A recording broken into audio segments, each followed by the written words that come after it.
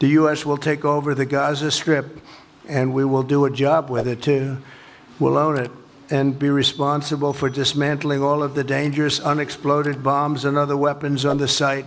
हाल ही में अमेरिकी सदर डोनाल्ड ट्रंप के फिलिस्तीनियों को जॉर्डन और मिस्र में बसाने के प्रस्ताव पर मुस्लिम दुनिया में आक्रोश पैदा हो गया था। तमाम मुस्लिम मुल्कों ने एक सुर में ही बयान दिया कि फिलिस्तीनियों को उनके घर से नहीं निकाला जा सकता और वे अपनी धरती छोड़कर किसी भी सूरत हाल में नहीं जाएंगे। इसे लेकर तमाम बैठकों और बातचीतों का दौर भी चला।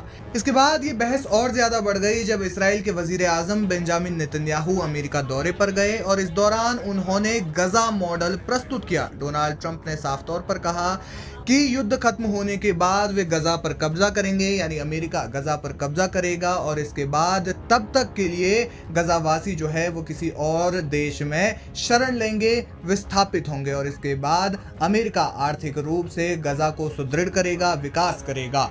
लेकिन अब नेटो के एक सदस्य देश तुर्की ने भी खुले तौर पर ट्रंप और बेंजामिन नेतन्याहू की मुखालिफत कर दी और कहा कि दुनिया की कोई भी ताकत फिलिस्तीनियों को उनके घर से बेदखल नहीं कर सकती। तुर्की के राष्ट्रपति रजब तैयब एर्दोगन एशिया में 3 मुल्कों के दौरे पर जाने वाले हैं और इससे पहले उन्होंने ये बयान दिया। एर्दोगन ने रविवार को अतातुर्क एयरपोर्ट पर एक प्रेस कॉन्फ्रेंस में कहा, इसराइल और हमास के बीच सीज फायर समझौते के बावजूद हम देख रहे हैं कि इसराइल के पास और भी खतरनाक प्लान है। इसराइल के दबाव में गजा के मुद्दों पर नए अमेरिकी प्रशासन के सुझाव हमारे लिए कोई मायने नहीं रखते।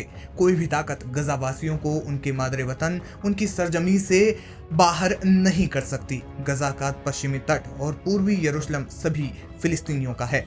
दरअसल हाल ही में इसराइल के वजीर आजम बेंजामिन नेतन्याहू ने अमेरिकी सदर डोनाल्ड ट्रंप से मुलाकात की थी, जिसके बाद वॉशिंगटन में ट्रंप ने अपना गजा मॉडल सबके सामने रखा। इस प्लान में उन्होंने वही दोहराया जो उन्होंने पहले कहा था। ट्रंप ने कहा था कि अमेरिका इसराइली बमबारी के कारण तबाह हुए गजा पर कब्जा करेगा। इस दौरान गजावासी कहीं और शरण लेंगे। इसके बाद अमेरिका पूरी गजा पट्टी को फिर से विकसित करेगा। ये मॉडल पेश करते हुए उन्होंने साफ तौर पर कहा था कि गजावासियों का विस्थापन स्थायी होगा। बाद में व्हाइट हाउस से उन्होंने एक बयान जारी कर इसमें सफाई दी और सफाई देते हुए कहा कि वे टेम्परेरी यानी अस्थायी तौर पर ही शरण लेंगे। इसके बाद डोनाल्ड ट्रंप ने अपने सोशल मीडिया पर एक बयान जारी करते हुए कहा कि लड़ाई के आखिर में इसराइल गजा पट्टी को संयुक्त राज्य अमेरिका को सौंप देगा। ट्रंप की इन कोशिशों से समझा जा सकता है कि वे गजा पर कब्जा करने को लेकर कितने उतावले हैं। बेंजामिन नेतन्याहू के अमेरिकी दौरे के बाद माना जा रहा है कि दोनों राष्ट्राध्यक्षों ने एक बड़ा प्लान तैयार किया है।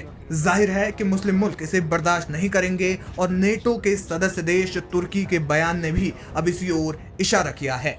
İsrail'in her türlü gaddarlığına, vahşetine ve saldırılarına rağmen